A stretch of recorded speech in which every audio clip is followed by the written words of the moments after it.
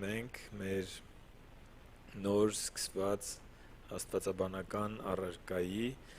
միսիոլոգիայի երկրորդ դասին ենք անդրադառնալու, որը նվիրված է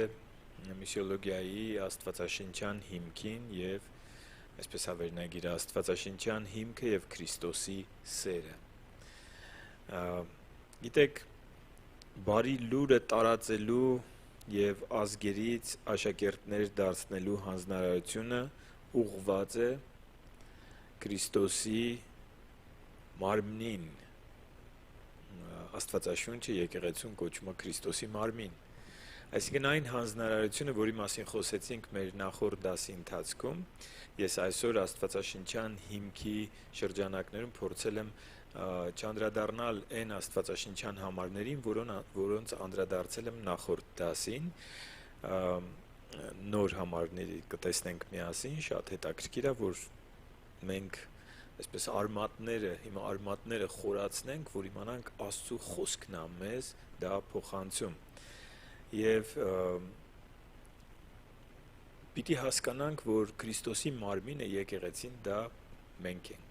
Այսինքն չպիտի այսպիսի կեցվածք լինի, ուղղված է եկեղեցուն, եկեղեցին էլ թող մտածի, ես իմ համար հավատացյալ եմ, այդպես չի։ Եկեղեցին կազմված է հավատացյալներից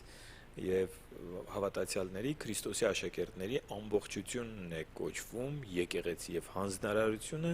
յուրաքանչյուր հավատացյալ, յուրաքանչյուր Քրիստոսին Տեր ու Փրկիչ ընդունած անհատի է վերաբերում։ Եկեղեցին հավատացյալների ամբողջությունն է, որոնք ընդունել են նրա հանձնարարությունը, մեղքի կյանքից ապաշխարած եւ Քրիստոսի ուսուցումները ընդունած մարդիկ, ահա եկեղեցին։ Եկեղեցին են մարդիկ չեն, ես խոսում եմ տիեզերական եկեղեցու մասին, որովհետեւ տեղական եկեղեցում մենք եկեղեցաբանության դասից սա անցել ենք, կա տեղական եկեղեցի, որը ֆիզիկապես եկեղեցին է, կա տիեզերական եկեղեցի, այդ անվանումը տալիս են իրական հավատացյալներին, որովհետև եկեղեցի եկողների մեջ, ինչպես Պողոս առաքյալն է սովորացնում, մյուս առաքյալները կան կեղծ ու ճշմարիտ հավատացյալներ, կան Քրիստոսի խաչի թշնամիներ, որոնք իրենց պահվածքով գայթակղություն են մյուսների համար եւ իրենց շահն են որոնում հոգեվոր կյանքում, կան Քրիստոսի խաչը ընդունած, խաչի հանձնարարությունը ընդունած մարդիկ, որոնք ապրում են ուղիղ կյանքով, կատարյալ չեն, բայց ձգտում են որպես աշակերտ աճել, նմանվել իրենց Տիրոջը եւ կատարել իրենց Տիրոջ հանձնարարած գործը։ Քրիստոսի մարմինը Աստվածաշնչում նաեւ կոչվում է Աստծո ընտանիք, որ վերցրել է պատասխանատվություն եւ նաեւ գիտի իր պարտականությունները։ Սրանք շատ կարեւոր են։ Կարևոր է հասկանալ ում է տրված հանձնարարությունը։ Տերը որ տվեց բարի լուրը ազգերին հասցնելու հանձնարարությունը եւ ազգերից աշակերտներ բարձրացնելու հանձնարարությունը, եկեղեցուն, այսինքն մարդկանց բաժանեց նաեւ պարգևներ։ Այսինքն ինքը նաեւ օգնում է, որ հոգեվոր պարգևներով մենք զինվենք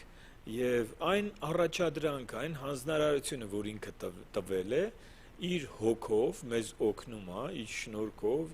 իր պարգևներով մեզ աջակցում է, որպեսզի մենք դա կարողանանք իրագործել։ Նաեւ շատ կարեւոր է, որպեսզի եկեղեցու առաջնորդությունը, որը առաջնորդում է եկեղեցին, տանի դեպի Տեր Հիսուսի տեսիլքի եւ առաքելության իրագործումը։ Ոչ թե ամեն առաջնորդ իր տեսիլքը պիտի ունենա, այլ բոլոր հոգևոր առաջնորդները պետք է ունենան մեկ տեսիլք, որը Քրիստոսի տեսիլքին համահունչ է։ Իսկ Քրիստոսի տեսիլքի մասին, տեսիլքի եւ առաքելության մասին մենք շատ ենք ընթերցել, եւս մեկ անգամ ընթերցենք Ղուկասի ավետարան 19-րդ գլխի 10-րդ խոսքը, որտեղ Տեր Հիսուսն ասում է հետեւյալը, որովհետեւ մարդու որդին եկել է կորածին փնտրելու եւ փրկելու։ Կորածներին, խավարի մեջ նստող ժողովրդին նախ փնտրենք, ովքեր են, որ ոչ թե այն առողջներն են, որ ասում են մենք բժշկի կարիք չունենք հոգեվորապես, այլ են մարդիկ, ովքեր որ կարիք ունեն։ որ մոլորվել են այս կյանքի փոթորիկների թոհուբոհի մեջ, եւ Տեր Հիսուսը եկավ կորածին որոնելու եւ ապրեսնելու, կամ փնտրելու եւ փրկելու, եւ իր եկեղեցուն տալիս է այս հանձնարարությունը։ Տեսիլքը մարդկանց փրկությունն է, առաքելությունը նրանց փնտրելը, գտնելը եւ օգնելը։ Ահա եկեղեցին պիտի ունենա այս տեսիլքը։ Նաեւ հոգեվոր աճը շատ կարևոր է, որպեսզի նոր ապաշխարած մարդը ինքը ոնց որ Աստվածաշունչը համեմատում է վերստին ծնունդի հետ, այսինքն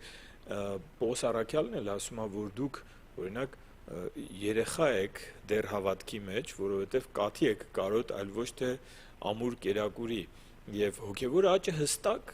երևում է, որ պիտի աճես, պիտի հասունանաս, որ պտուղ տաս։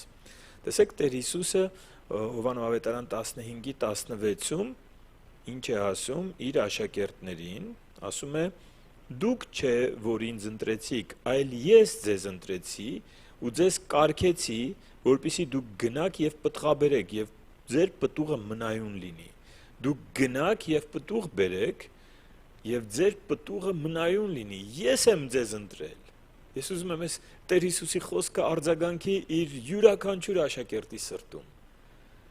Մեզ թվում է մենք ընտրեցինք Հիսուսին, Հիսուսն ասում է ես եմ ձեզ ընտրել, որ դուք պտուղ բերեք, որ դուք գնաք ու պտուղ բերեք։ Եվ ես ձեզ ուղարկում եմ, նախորդ անգամ ընթերցեցինք այդ հատվածը, որ գրված էր ինչպես Հայրը ինձ ուղարկեց, այնպես ես եմ ձեզ ուղարկում։ Ինչի համար որ Հայրը ինձ ուղարկեց, հենց այդ նույն գործի համար ես ձեզ եմ ուղարկում, որովհետև դուք իմ մարմինն եք, դուք երկրի վրա իմ ներկայացուցիչներն եք, դուք որ հավատացել եք ինձ,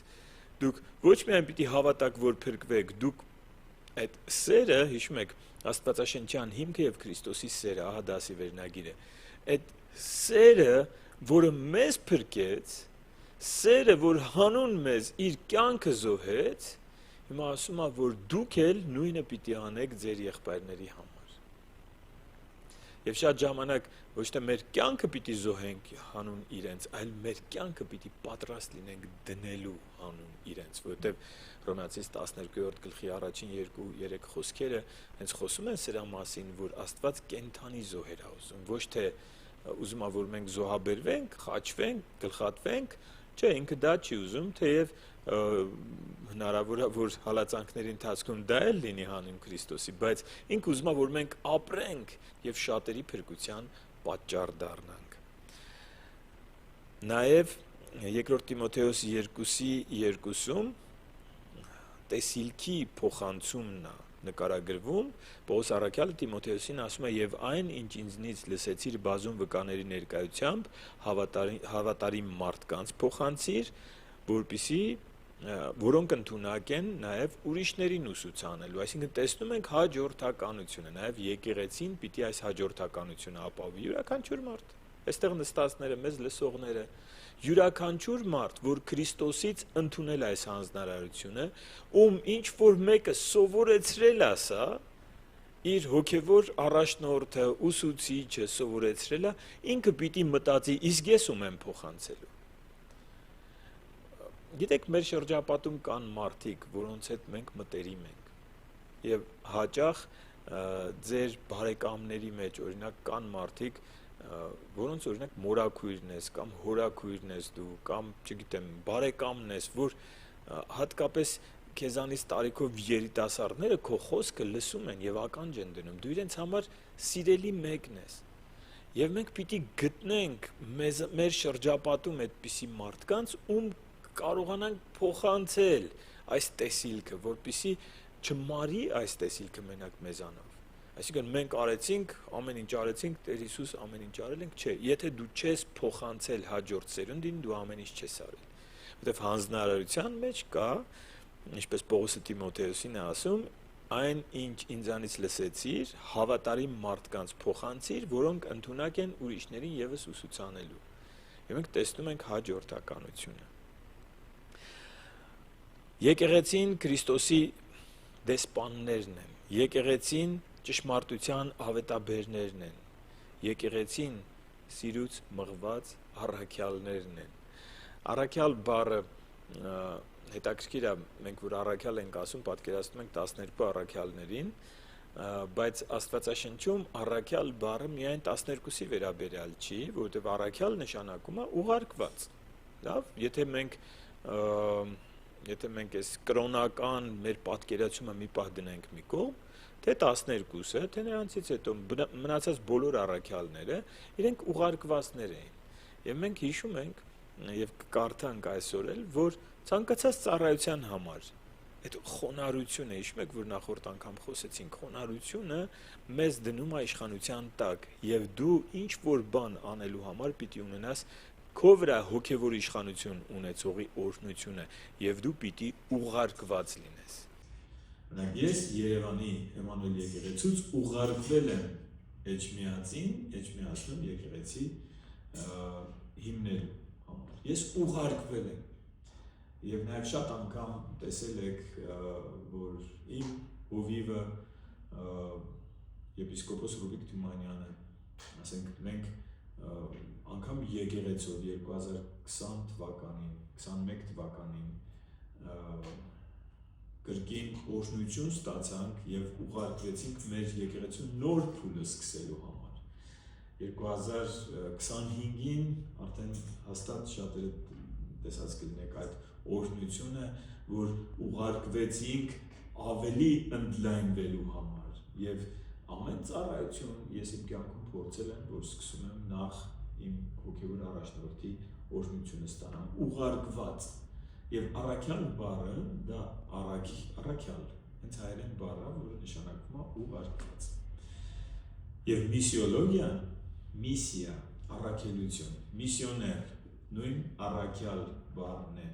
ուղղակի միջազգային տերմինն ենք օգտագործում։ Հիմա գանք աստվածաշնչյան հիմքին եւ մի քանի աստվածաշնչյան հատվածներ ընթերցենք միասին, օրինակ Գործք առաքելոց 17-րդ գլխից 30-31 խոսքերը գրված է, բայց Աստված անգիտության ժամանակներն անտեսելով այժմ մարդկանց պատվիրում է, որ ամեն ոք ամեն տեղ ապաշխարի։ Եվս մեկ անգամ Աստված պատվիրում է ոչ թե այն ազգերին, որոնց սիրում է, լավ, մարդիկ կան ասում են, մեզ շատ է սիրում, այն մեկին չի սիրում, այս ազգը վատն է, այն մյուս ազգը չգիտեմ լավն է, այսի ընտրված է, այն մեկը ընտրված չի, մոռացված ազգ է, Աստված մոռացել է այս մի ազգի, դες բան չկա Աստվածաշնչում, գրված է ամեն տեղ, նշանակում է ամեն տեղ, բոլորին Աստված պատվիրում է, որ ապաշխարեն, որովհետև նա սահմանել է մի օր, երբ արդարությամբ պետք է դատի աշխարհը այն մարդու միջոցով, որին նա ընտրել է եւ որով նա հավաստիացրեց բոլորին նրան մեռելներից հարություն տալով, Քրիստոսով դատելու է աշխարհը եւ որպեսզի մարդիկ չդատապարտվեն հավիտենական տանջանքի, ամենքին ամենտեղ պատվիրում է ապաշխարել։ Տեսնում եք Աստծո սերը մարդու հանդեպ։ Գործք առաքելոց 4:12-ում գրված է, որ չկա ուրիշ մեկի միջոցով փրկություն, որովհետև երկնքի տակ չկա մարդկանց տրված ուրիշ անուն, որով մենք կարող ենք փրկվել։ Ուրիշ մեկի միջոցով փրկություն չկա եւ սա ասում Աստվածաշունչը։ Միայն Քրիստոսի անունով է փրկությունը, միայն Քրիստոսի զոհին հավատալու միջոցով է փրկությունը։ Գաղատացիս 3:8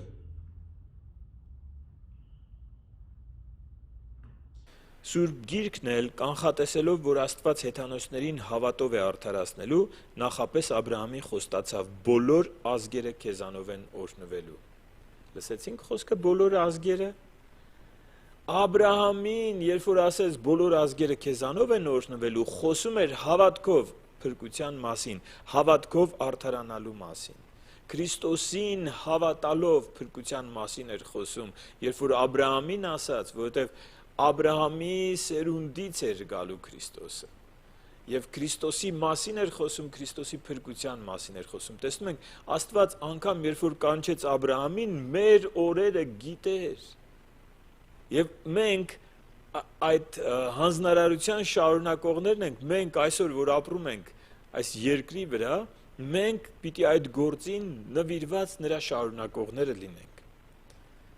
5 կտակարանում շատ հետաքրքիր է, որ Օրինակ Սողոմոնի աղոթքը, երբ որ տաճարը նոր կառուցել էր, տաճարի նավակատիքի ժամանակ, 3-րդ թագավորաց 8-րդ գլխի 41-ից 43 խոսքերն աղոթքի մեջ այսպիսի տողեր կան, նաև եթե օտարականը, որ քո Իսրայելի ժողովրդից չէ, եթե հեռու երկրից գա քո անվան համար, որովհետև լսելու են քո մեծ անվան մասին, քո հզոր ձեռքի և տարածած բազկի մասին, եթե նա գա և աղոթք անի այս տանը, այն ժամանակ դու լսիր երկնքում քո բնակվելու տեղում և ըստ այդ օտարականի աղոթքի արա այն ամեն ինչ խնդրել է քեզնից, որպեսզի երկրի բոլոր ազգերն իմանան քո անունը, քեզնից վախենան Իսրայելի քո ժողովրդի պես և իմանան, որ քո անունն է դրվել այս տան վրա, որ ես շինեցի։ Պատկերացնում եք, Սողոմոնի ժամանակ արդեն Աստված տվել էր նրան այդ հայտնությունը, որ ինչպես Իսրայելն է պաշտում Աստծուն, այնպես պիտի պաշտեն բոլոր ազգերը։ Եվ տաճարի համար ասում է, որ դու լսիր այն օտարականների, որ Իսրայելից չեն, իրանց աղոթքները լսիր, որ այն երկյուղը, որ կա մեր վրա, այն հավատքը, որ մենք ունենք քո անվան հանդեպ, լինի ամբողջ աշխարհով մեկ, բոլոր ազգերի վրա։ Հետաքրքիր է, չէ՞, միսիոլոգիայի հիմքը Աստվածաշնչում։ Եվ 5 տակարանը, որ ուսումնասիրում եմ, շատ բազմաթիվ համարներ կա Սաղմոսներում, ամբողջական Սաղմոսներ կա ազգերի ապաշխարության մասին։ Ես Սաղմոսների բաժինը, որպեսզի ժամանակս բավականացնի,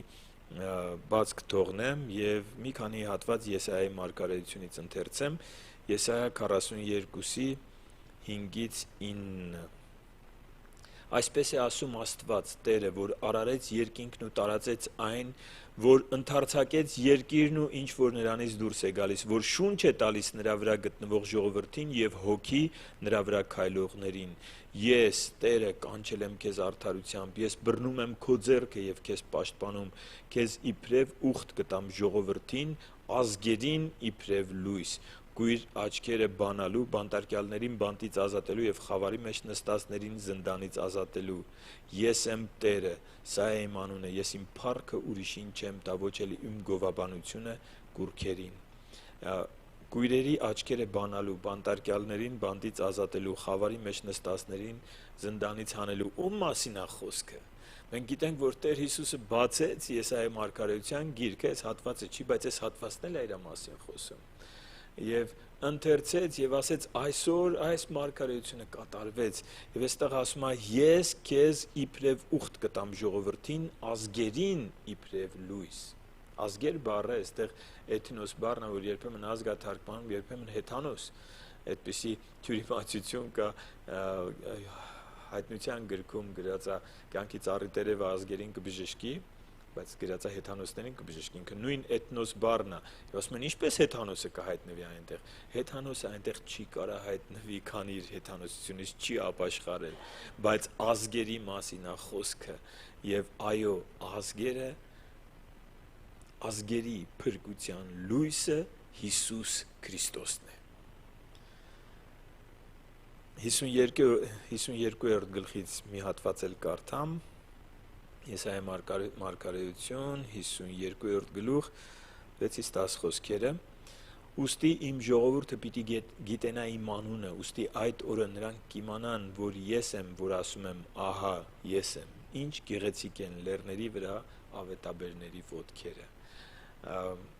բարի լուրը տարածողների ոտքերը, որ խաղաղություն են հռչակում, բարիք հավետում, փրկություն քարոզում, որ ասում է Սիոնին, քո Աստվածը թագավորում է, ահա քո պահապանները բարձրացնում են իրենց ձայնը, նրանք միասին բարձրաձայն ցնծում են, որովհետև իրենց աչքերով պիտի տեսնեն Տիրոջը, երբ նա վերադառնա Սիոն։ Ցնծությամբ պոռթկացեք միասին, ով Երուսաղեմի փլատակներ, որովհետև Տերը մխիթարեց իր ժողովրդին, փրկեց Երուսաղեմը։ Տերը մերկացրել է իր սուրբ բազուկը բոլոր ազգերի աչքի առաջ և երկրի բոլոր ծայրերում կտեսնեն մեր Աստծու փրկությունը։ Ինչ հրաշալի է։ Եվ ինչպես է դա լինելու։ Ինչպես պիտի երկրի բոլոր ծայրերում տեսնեն մեր Աստծու փրկությունը։ Սիրելիներ, մեզ Քրիստոսի աշակերտներիս պատվիրված է, Ոչ թե նստենք մեր տաքուկ քրիստոնեական միջավայրերում, այլ մտածենք ազգերի փրկության մասին։ Գնացեք մինչև աշխարհի ծայրերը։ Իհարկե, ես գիտեմ, որ առաքելական այդ գնալու միսիոներական կոչումը բոլորին չի տրված, բայց բոլորը պիտի մասնակցեն դրան։ Այսինքն կարող է ինչ-որ մեկը չի գնում, բայց ինքը աջակցում է։ Կարող է ինչ-որ մեկը չի գնում, բայց ինքը աղոթք անում գնացողների համար։ Իսկ կարող է ինչ-որ մեկին էլ հենց կանչվել է, կանչվածություն ունի, որ գնա։ Եվ սա հոգևոր հասունության կամ քչի մեջ հավատարիմ լինելու սկզբունքի պարագայում Աստված կբացի, կբացահայտի, բայց հանձնարարությունը եկեղեցուն է տրված։ Եվ մենք տեսնում ենք Աստվածաշնչյան հիմքը։ 55-րդ գլուխ, Եսայիա մարգարեության 55-րդ գլուխ, առաջին 5 խոսքերը։ Ով բոլոր ծարավացներ, եկեք ջրերի մոտ, եւ դուք, որ փող չունեք, եկեք գնեք ու կերեք, եկեք գնեք գինի եւ կաթ առանց փողի, առանց գնի։ Ինչու եք ձեր դրամը ծախսում մի բանի համար, որ հաց չէ։ Ինչու եք ծախսում ձեր վաստակը այն բանի համար, որ չի կշտացնում։ Ուշադրությամբ լսեք ինձ եւ բարին ճաշակեք եւ ձեր անձը զվարճացրեք պարարտ ուտելիքներով։ Ձեր ականջը խոնարեցրեք եւ եկեք ինձ մոտ, լսեք ինձ եւ ձեր անձը կապրի։ Ձեզ հետ հավիտենական ուխտ կկնքեմ, Դավթին խոստացված իմ հավատարիմ ողորմությունը։ Ահա ես նրան վկա եմ կարգել ժողովուրդներին, որպես ժողովուրդների առաջնորդ եւ հրամանատար։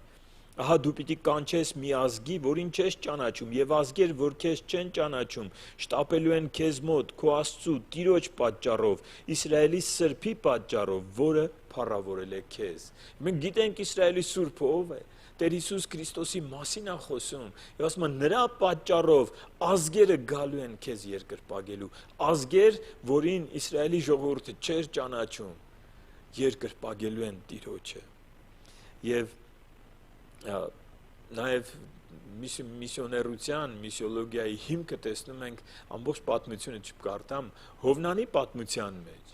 Տեսնում ենք, որ Աստծու սիրտը, հիշում եք, Հովնանը դուրս էր եկել իր ավետարանչությունը անելուց հետո քաղաքից դուրս նստել էր, սպասում էր ինչպես պիտի կործանվի, որովհետև իր մտքով էլ չէր անցնում, որ նինվիացիների նման անաստված, դաժան, արնախում ազգը, եթե պատմություն ուսումնասիրեք, կտեսնեք իրենք ամենադաժան ձևով էին վարվում այն երկրների հետ, որոնք գրավում էին, այն ժողովուրդների հետ, որոնք նվաճում էին։ Այս ազգը, որ կապաշխարի Հովնանի համար, սա անհավանական էր եւ ինքը չէր էլ պատկերացնում, որ դա կլինի, եւ Աստված, հիշում եք այդ դդմենին, որ աճեց եւ չորացավ եւ հետո Հովնանը այդ տապից շատ բողոքեց, գրած էր մեռնելու չափ տրտմել էր, Աստված խոսեց իր հետ, ասեց դու ոչ աճեցրեցիր սա, ուղղակի քեզ հով էր անում, հետո չորացավ, բայց այն ժողովուրդը դու ինձ չես ճանաչում, սրանով ասում էր Հովնանին, դու ինձ չես ճանաչում, դու ատում ես այդ ժողովրդին, որովհետև ինքը քեզ վնաս է տվել, բայց դու իմ սիրտը չգիտես, ես համար գրել եմ այստեղ Եզեկիելի մարգարեության 18:23-ը եւ 33:11-ում Տերը նույն բանն է ասում, բառացիորեն նույնն է գրած է ամբարիշտի մեռնելուց ես հաճույք չեմ ստանում, այլ ուզում եմ, որ նա ապաշխարի, դարձի գա իր չար ճանապարհներից եւ ապրի։ Ես սա եմ ուզում։ Նինվիացիների համար, քո իմացած ամենավատ ազգերի համար, ամենահետամնաց, ամենափնթի, չգիտեմ, սառը ազգերի համար Աստված մեկ բան է ուզում, այդ մարդը դու որ բույս ես աճացնում, պատկերացրա քո սենյակային բույսը, որ տարիներ խնամել ես, գալիս ես մի օր տենում ես չորացածը, կտխրես թե չես տխրի, կտխրես, Աստված ասում է, բա դուք այդքանը հասկանում եք, բայց իմ սիրտը ինչու չեք հասկանում, ես այդ մարդկանց չորանալը, ես այդ մարդկանց կործանվելը չեմ ուզում, ոչ մի մարդու դժոխք գնալը չեմ ուզում։ Եվ Աստված այնքան սիրեց աշխարհը, որ իր միածին որդուն տվեց, Հովանու 3:16-ն ասա, որ ամեն նրան հավատացողը կյանք ունենա, բայց եթե որդուն չհավատան, եթե որդուն չհնազանդվեն, կյանք չեն տեսնի։ Նրան հավատացողը կփրկվի, նրան չհնազանդվողը կյանք չի տեսնի, այլ Աստծո բարգությունը կմնա նրա վրա։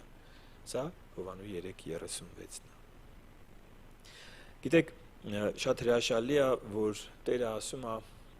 Մատթեոս 24:14-ում ասում է արքայության այս ավետարանը, երբ որ ամբողջ աշխարհով մեկ քարոզվի, այն ժամանակ ես կվերադառնամ։ Եվ գիտեք, եթե մենք Տեր Հիսուսին սիրում ենք, մենք պիտի ներդրվենք, որ մեկ օր առաջ լինի այդ վերադարձը, որ մեկ օր առաջ մենք կարողանանք այս հանձնարարությունը կատարել եւ ամբողջ աշխարհով մեկ քարոզել նրա փրկության ավետարանը։ Օրինակ Մարկոսի 11:17-ում հիշում եք, որ Տերը մաքրում է տաճարը եւ ասում է այս տունը, ես ընթերցեմ, գրել եմ իմ մոտ, գրված է, թե իմ տունը բոլոր ազգերի համար աղոթքի տուն պիտի կոչվի, բայց դուք այն ավազակների ворջ եք դարձրել։ Իսկ մենք լսում ենք ավազակների ворջը լավ գիտենք։ Լսում ենք արդյոք բոլոր ազգերի համար աղոթքի տուն, ոչ թե Իսրայելի համար, ոչ միայն Իսրայելի համար, բոլոր ազգերի համար աղոթքի տուն, սա Տեր Հիսուսի խոսքերն են։ Եվ մենք տեսնում ենք միսիան, միսիոլոգիայի հիմքը Աստվածաշնչի, ես այդքան այնքան հատվածներ կան, որ այդ բոլորին չեմ կարող անդրադառնալ, բայց մենք տեսնում ենք, օրինակ Սիմեոն ծերունին, որ գիտեք, Մանուկ Հիսուսին տեսնում է եւ ասում է, որ ահա այն, որ Եսայան ասեց, փրկության լույս, փրկություն ժողովուրդներին եւ լույս հեթանոսներին լուսավորելու համար, ասում է, ահա այս մանուկն է, որ լինելու է բոլոր ազգերի փրկության միջոցը։ Ուղարկվել Սուրբ Հոգին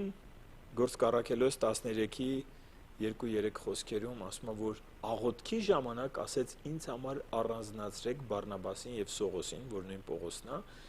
ես նրանց ուղարկում եմ հեթանոսների մեջ ավետարանը քարոզելու։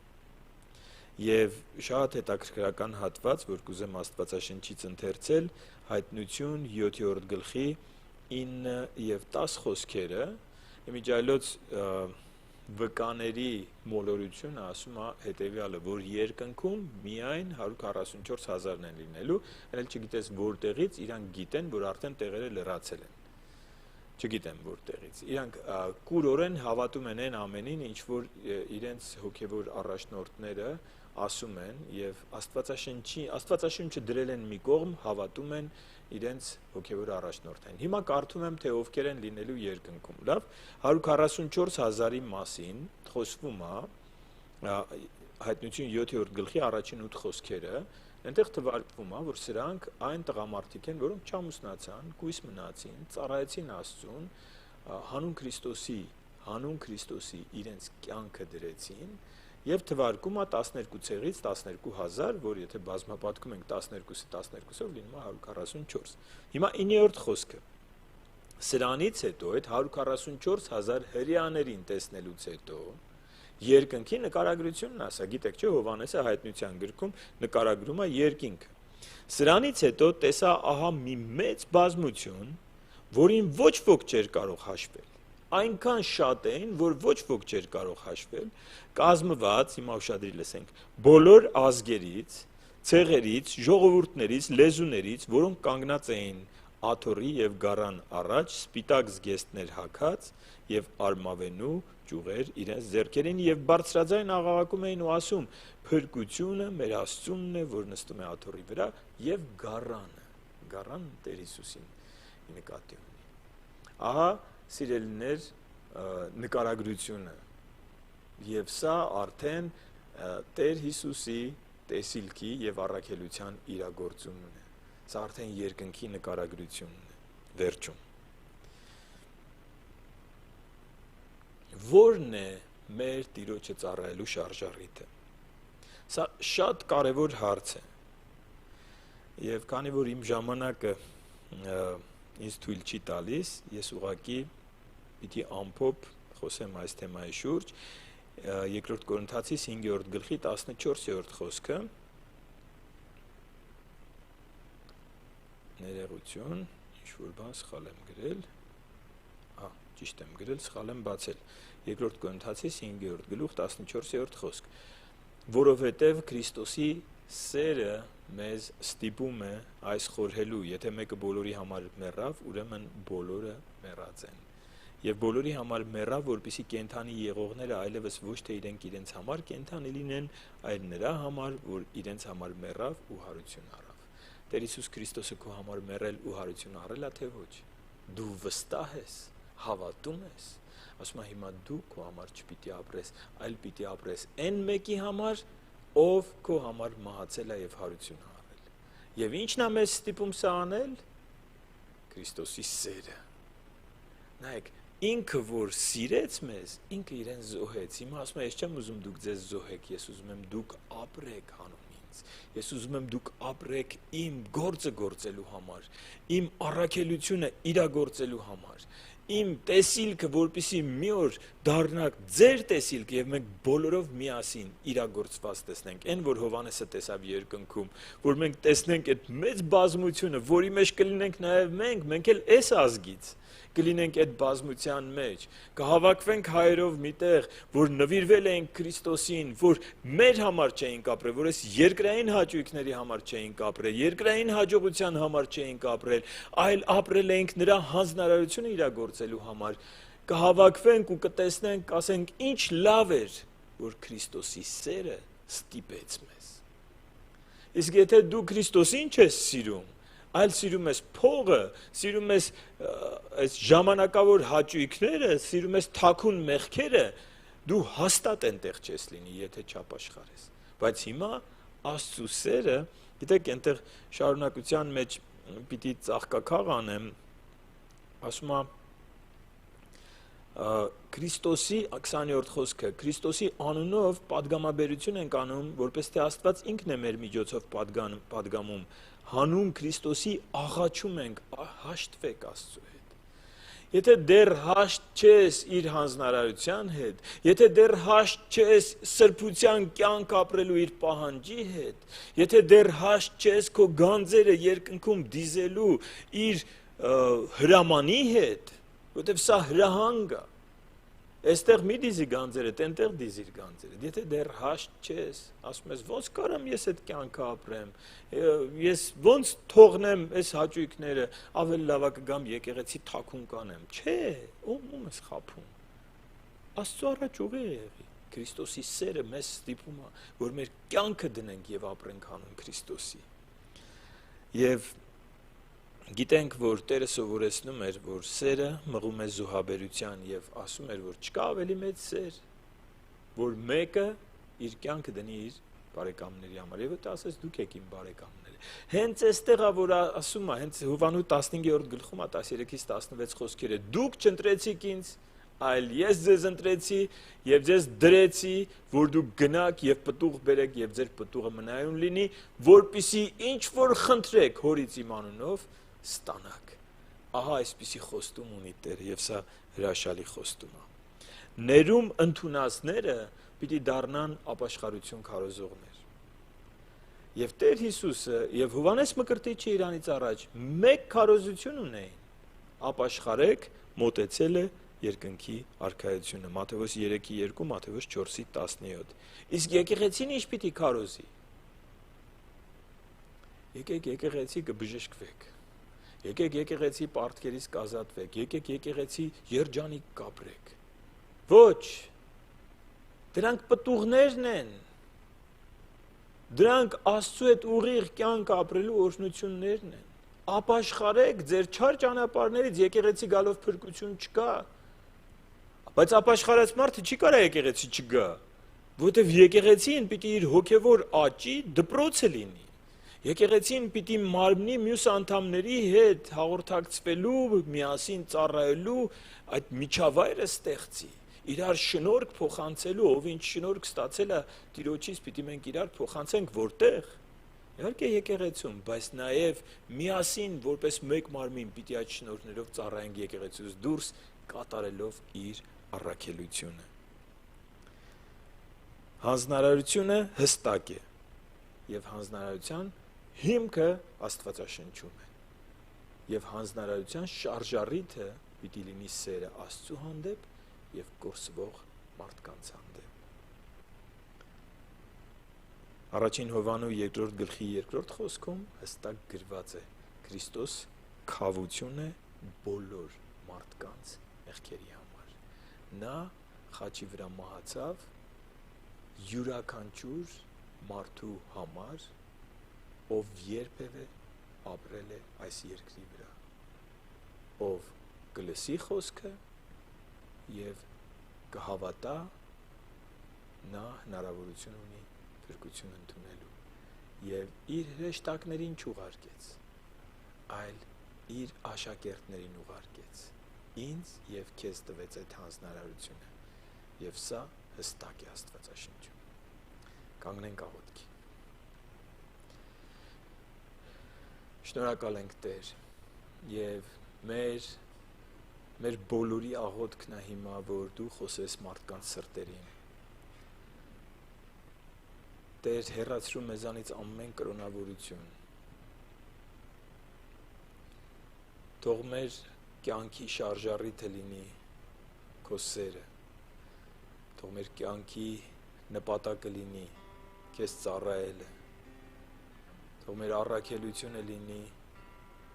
կորածներին որոնելը եւ մեր տեսիլքը լինի նրանց փրկված տեսնելը։ Եվ տուր քո հոգով մեզ իմաստություն, արթնացրա քո ժողովրդի զավակների հոգին, արթնացրա քո ծառայողներին, որ դուրս գան իրենց նեղ շահերի շրջանակից եւ տեսնեն այդ լայն տեսիլքը, ինչպես մի օր ասացիր, բարձրացրեք ձեր աչքերը, բարձրացնենք մեր աչքերը, նայենք ազգերին, նայենք արտերին, որ սպիտակ է ցորենը, հունձքը շատ է, մշակները քիչ, եւ թող այս դասընթացը բռնկի այդ առաքելության կրակով քո ժողովրդին, քո զավակներին, որոնց դու պահել ես հենց այսօրվա համար,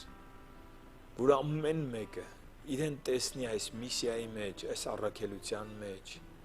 ոմանք գնալով, ոմանք ֆինանսապես աջակցելով, ոմանք աղոթքի աջակցություն ապահովելով, ոմանք իրենց տաղանդներով, տարբեր ծառայությունների մասնակցություն ունենալով, բայց թող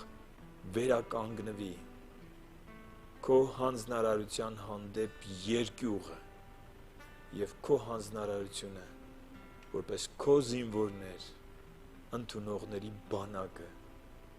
մեծանա ու տարածվի։ Տեր Հիսուս Քրիստոսի անունով ենք խնդրում։ Ամեն։